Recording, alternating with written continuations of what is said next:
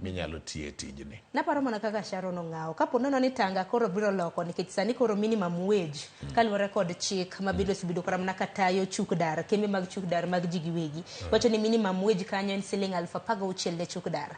Tanga po nono ni oloki koro gi lok chik mar minimum obed siling 30,000 ubro bedo kutimo ang'o nikech bende ng'eni nitiere pek mar ngima kram na chuk dar bende nyalo wacho ni siling 16,000 nitiere gi nyithindo pek mar ngima nitiere medruok mag nengo mwandu manto koro to notim nang'o po nono ni koro tanga koro loko. Abro duoki tieng' nyadiriyo.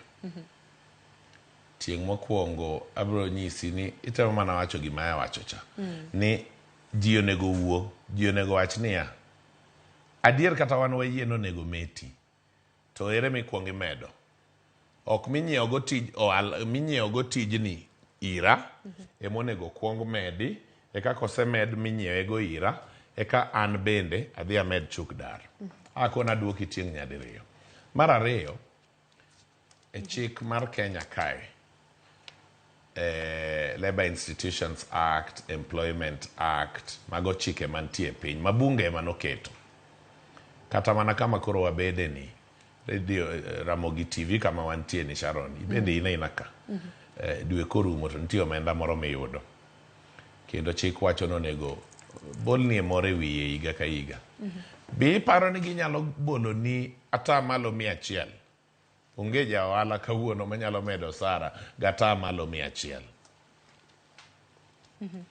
koro ka chik masani nitie na 16,000 to ini wacho 30,000 mana ata malo mana malao ata malo lao 100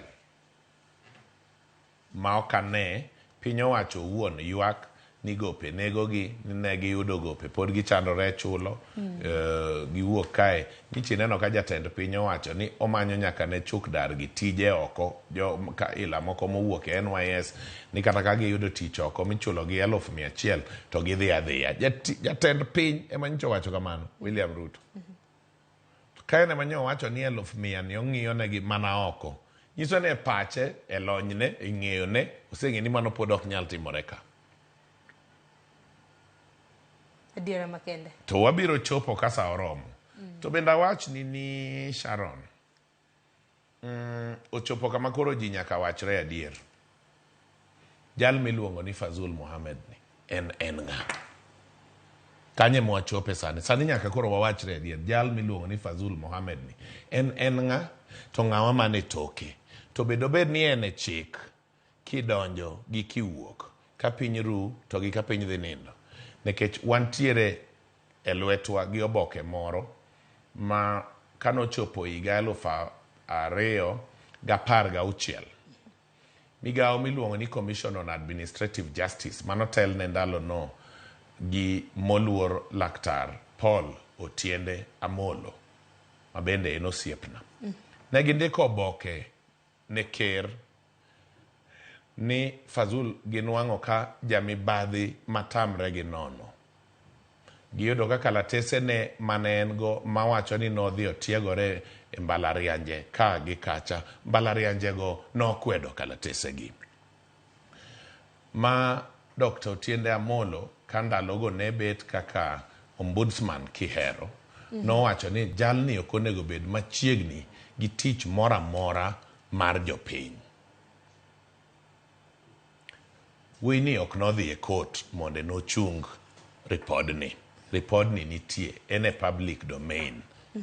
Makati Google mana nying Fazul e Commission on Administrative Justice website tidhi yude. Wapenjo niya. Commission on Administrative Justice ni be taxpayers money ema rite. Gise wacho ni ng'ani rach okonego bed but tich mar piny owacho michulo gi osuru mar jopiny. To en kaka wuono ochiwo wacho gige ko onge gi board to act ni bende onge regulations. Ento ng'ani e toke. Mane penjo madungu penjo nikech kane uneromo makamano mane achiel kuom magawa moro mabende luonge jofwambo. Nwacho kata mana ni oboke mabende nochwalonu bende letterhead chal ka gima nowuok. Letterhead mar office ker. Iparo na ero kamano. Mano bende niche ne wasomo. Ware umano monde mano bende gol na motegno oko kae monde jo winjo gi jo neno ka penjo bendo penje. Nikech office of the president, an institution beyond individuals and larger than individuals and larger nyaka jatend piny ma kawuono mobede office no miluongo ni William Ruto nikech obiro wuok obiro weye to office of the president pod biro dong. It's a larger than individual institution. Wapenjo niya, custodian mar seal mar office of the president and chief of staff and head of public service Felix Koskei. Bendo ng'eyo ni achiel kuom migao mar serikal miluongo ni matin miluongo ni Private Security Regulatory Authority nigi seal mare, nigi logo mare nikech en body corporate. Fazul ok tiye office ker, Fazul tiye Private Security Regulatory Authority, en jatich mar board. Board cha nigi logo, board cha nigi seal. Teko ago kure mar ndiko nwa piny maru ka piny maru gi kalatese mawacho ni barua ni kawuono ka yudo barua to nyaka telegram malo kacho ndik ni Rais. Telegraphic address Rais. Rais en ker, en wuon piny.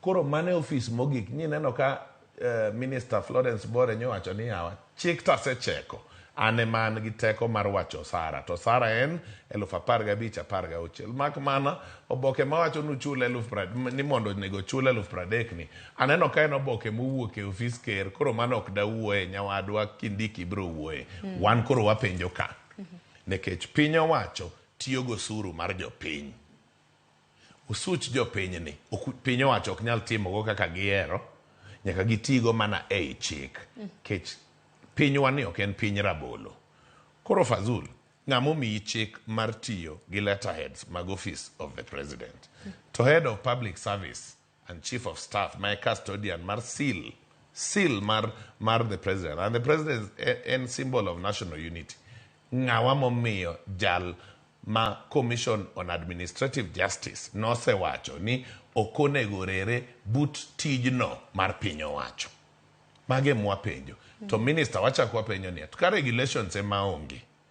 Be chik nitie adier mochung' minyalo tigo koso chung' nyakonchiel. Ko chung' nyakonchiel warito public participation maen ratichwa ochuno ni public participation nyaka tim ok en ni ng'ato konyowa wadiman ni public participation nyaka tim e kuonde te wan gi joma tiyo tijni Wajia Isiolo kure gibe nyaka dhi winjgi ni to giwacho nang'o to minister nego wachnwa to jalni ene office adier to dibed ni minister pok noneno gima ne CAJ owacho cha aparo ni mane penjo maduong'